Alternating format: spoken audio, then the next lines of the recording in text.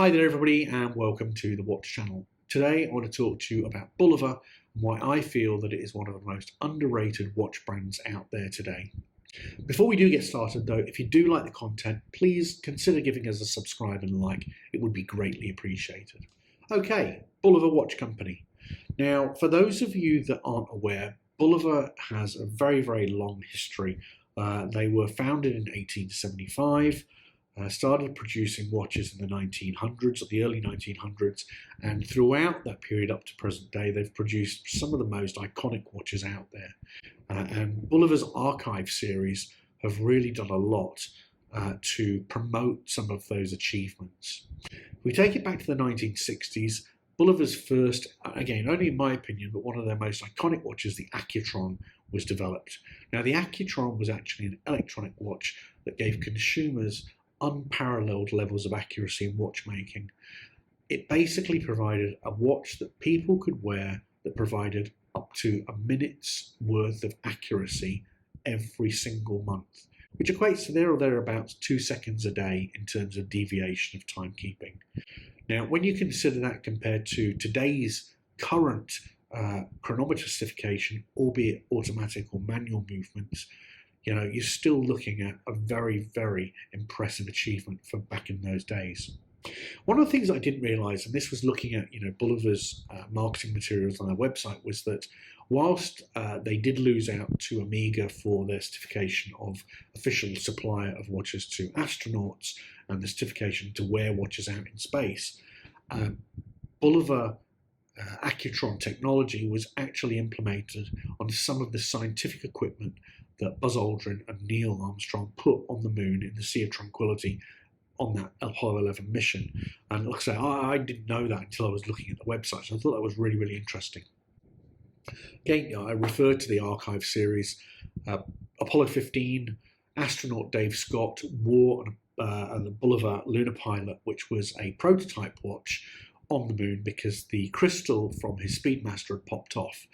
So Bulova, I think in 2016, produced the first of the Archive series, which was the Lunar Pilot, and it came in a number of different configurations, but it basically was a reinterpretation using modern technologies of that original watch. Now, I'll show you some pictures now because they've produced, like I said, they produced a number of different configurations, but I've broken it down into the three that I feel well, the most aesthetically pleasing to me.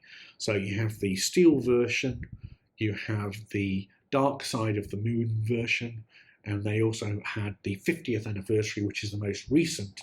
That was the 50th anniversary of the Apollo 15, and it came out in a two-tone in like a grey and gold with a titanium case.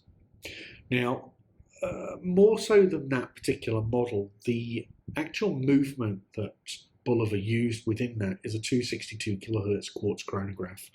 And I think this is probably one of the things that outside of our little nerdy community, a lot of people who want a good quality and accurate timepiece probably don't appreciate. And that is the fact that that particular movement provides an unleveled accuracy. It's 10 seconds per year, there or thereabouts. It's not thermocompensated or anything like that, but it's very accurate. And I think, when we look at things like Breitling's Pilot series, or we look at the Citizen Chronomaster, or we look at Grand Seiko's quartz movement, so Grand Seiko with the 9F, Citizen with the A660, and Breitling using their ETA thermocompensated movement. These are all watches that are thousands and thousands of dollars, and they all provide very similar levels of accuracy to this movement from Bulova. And like I say, the Bulova, the dark side of the moon, I saw that advertised this week, or this weekend just gone, for $399.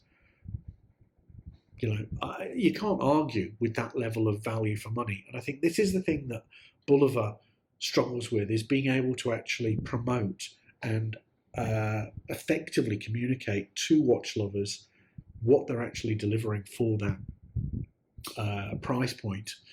Now, they've produced a number of iconic watches. I mentioned the Accutron, I've mentioned the Lunar Pilot. They've also done the surfboard in the archive series. There's the parking meter, which I'll have a video out on very shortly.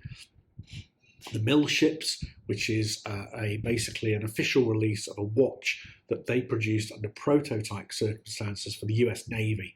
And that, again, looking at it, reminds me very much of a 60s Rolex Submariner, but just really cool.